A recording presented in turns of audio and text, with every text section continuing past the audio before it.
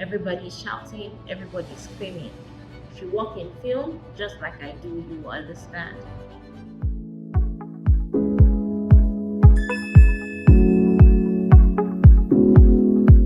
Welcome to Learn with Imaria, where we teach you soft and technical skills to grow your career. Today, you'll be learning 5 communication skills to take you to the next level. The first one, active listening. You'll be asking, is it not just to listen? No.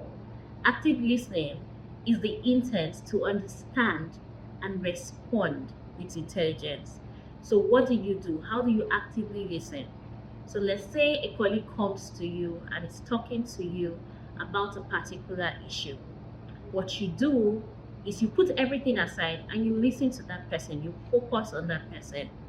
Then, after, you summarize what that person has said to you to make sure that you got all of the important points down. And then you are able to respond intelligently and helpfully.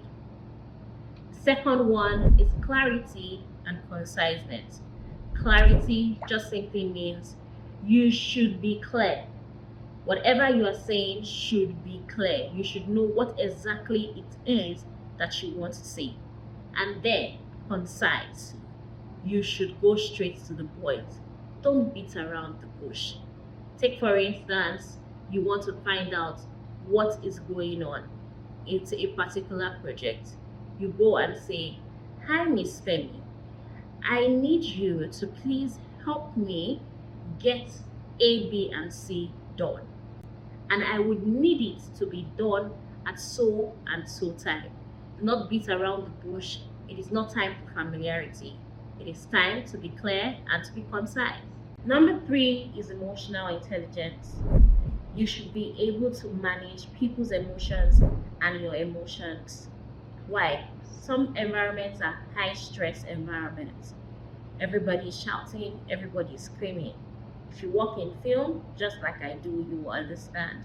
The best thing to do is to wait, relax, listen to what the person has to say, and then take your time to respond. Do not respond with the same energy that the person is responding, because then there will be a clash of emotions. No, you want to be a professional, so you have to take your time. You have to study the environment, and then you have to know how to respond, not letting your environment or the person control what comes out from your mouth. The fourth one is non-verbal communication. Basically, your body language, your eyes, what you're doing. I said in the first point to focus. So when you're talking to somebody, let it show that you are indeed communicating with them. First, maintain eye contact. Do not look at the floor. It shows that you are not confident about what you're saying or what you're talking about. Maintain eye contact. If you're talking to a group of people, look at a person you can maintain eye contact with or shift eye contact from person to person. Secondly, your body movement. If it's going to help you use your hands, if you notice I use my hands a lot. When I use my hands to talk, I am more fluent. So find out what works for you and how to use your body to communicate. Let your body say what it is that you're communicating. You can't be saying yes and your body is saying no. You have to say yes, your body is saying yes. Your eyes are saying yes. Look at the person you're talking to. And the fifth one is receiving and giving feedback. You have to receive feedback with grace, and then you have to give feedback constructively.